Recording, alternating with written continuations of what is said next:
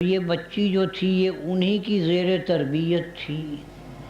اور ظاہر ہے کہ نبی کی زیر تربیت ہونا معمولی بات تو ہے نہیں۔ اقبال نے کہا ہے یہ فیضان نظر تھا یا کہ مکتب کی کرامت تھی۔ سکھائے کس نے اسماعیل کو آداب فرزندی؟ تو اللہ کا نبی پوچھتا ہے انا لک ھذا، جواب میں فوراً تمام آداب کو ملحوظ رکھ کے کہا ہوا من عند اللہ، یہ اللہ کے پاس سے آئے، اور ساتھ ہی کہہ دیا کہ ان اللہ یرزق من یشاء بغیر حساب۔ اے اللہ کے نبی، جو زاویے آپ کے ذہن میں آ رہے ہیں اللہ تعالیٰ ان زاویوں کا پابند نہیں، نہ وہ موسموں کو دیکھتا ہے نہ وہ ذریعوں کو دیکھتا ہے، جب دینے کا فیصلہ کر دے تو دے دیتا ہے۔ تو آپ کی حیرت کا یہ عالم تھا کہ دل میں خیال آیا کہ میں بھی دعا کروں اللہ سے، اس لیے کہ اولاد نہیں تھی ان کی، اس وقت تک کوئی اولاد نہیں تھی، تو سوچا اگر اسے بغیر موسم کے پھل مل سکتے ہیں، بغیر اسباب و ذرا کے دیا جا سکتا ہے تو میں بھی سوال کروں۔ تو قرآن پاک کے الفاظ ہیں کہ ہنالک دعا زکریا، انہوں نے اسی وقت دعا کی رب ھب لی من لدنک ذریۃ طیبہ۔ اب یہ دعا کی تو ظاہر ہے کہ پہلے بھی تو دعا کرتے ہوں گے نا، اتنے عرصے تک جو اولاد نہیں تھی تو تمنا تو ہوتی ہے، دعائیں بھی کرتے تھے، لیکن یہ دعا کچھ ایسی حیرت میں تھی کہ دعا کی، اور الفاظ ہیں قرآن کے فنادتہ الملائکہ، ہم نے فرشتوں کو اتار دیا،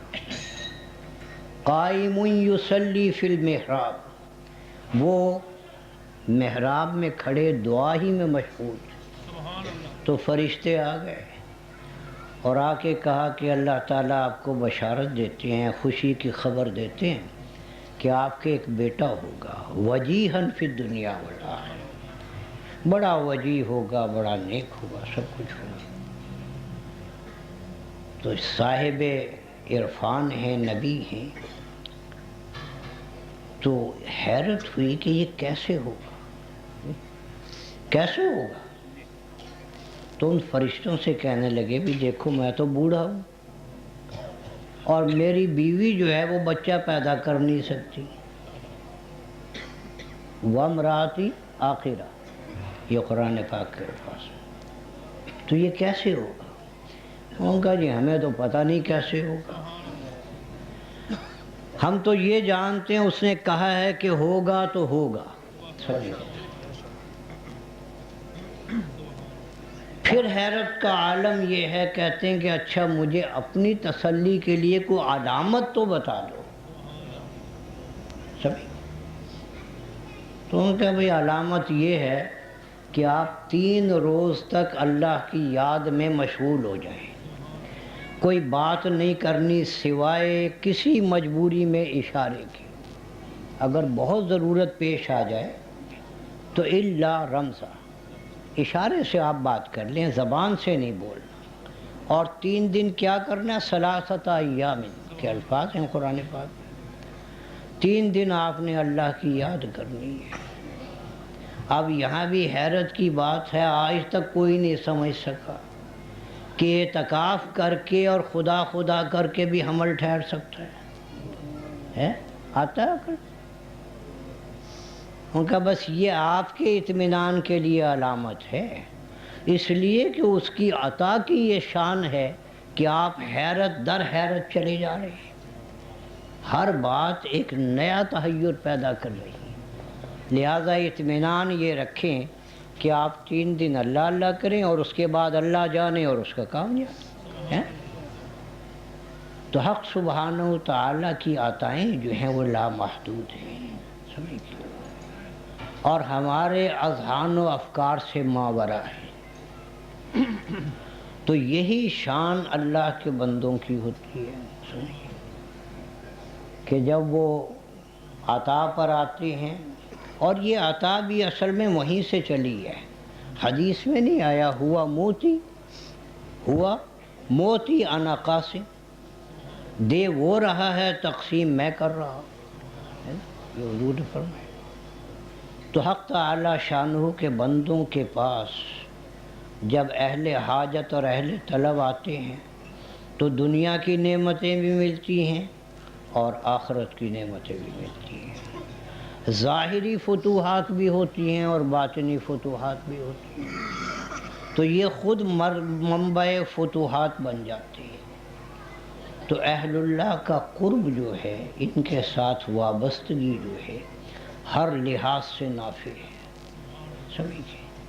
اور اس کا نافع ہونا اس وابستگی اور تعلق کی بنا پر خود بخود کھلنا شروع ہوتا ہے، ظاہر ہونا شروع ہوتا ہے، جو اہل عقیدت کو ان کے ساتھ عقیدت اور محبت سے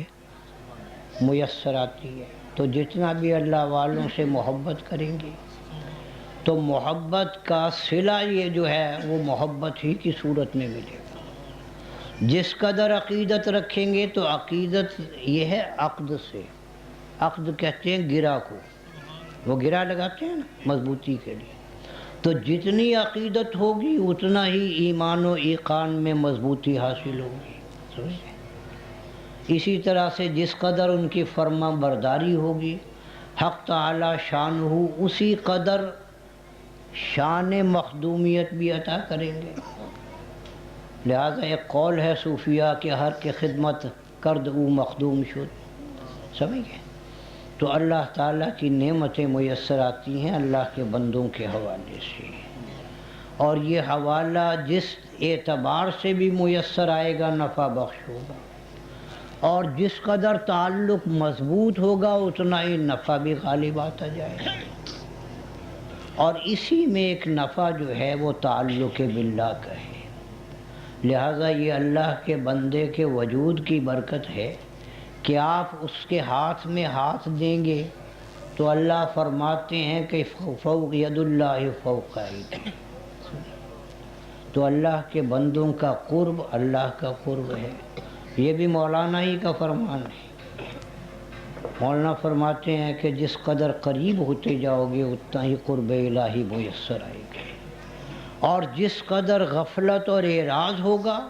اسی قدر بعد اور دوری ہوتی چلی جائے گی۔ تو حق تعالی شانہ کا قرب جو ہے وہ اللہ کے بندوں کے قریب ہونے سے میسر آتا ہے۔ لہٰذا کوئی یہ چاہے نا کہ اللہ کی مجلس میں مجھے نشست ملے، بیٹھنا میسر ہو، تو اللہ والوں کی مجلس میں بیٹھ جائے، سمجھے؟ اور یہاں بھی مولانا کا فرمان ہے کہ گر تو خواہی ہم نشینی با خدا، یعنی بڑے واضح الفاظ کہہ دیے انہوں نے، گر تو خواہی ہم نشینی با خدا وہ نشینت در حضور اولیاء، اور چوں شوی دور از حضور اولیاء در حقیقت گشتہ دور از خدا۔ تو حق تعالی شانہ کا قرب میسر آتا ہے۔ وہ سادہ زبان میں کسی نے کہا ہے نا کہ لوگ کہتے ہیں در خواجہ سے کیا ملتا ہے، بھائی لاکھ ملنے کا یہ ملنا ہے، خدا ملتا ہے۔ اللہ والوں کے پاس تو اللہ ہی ملتا ہے نا۔ دیکھو سبزی والے کے پاس جاؤ گے سبزی ملے گی، گوشت والے کے پاس جاؤ گے گوشت لے سکتے ہو، دودھ والے سے دودھ لے سکتے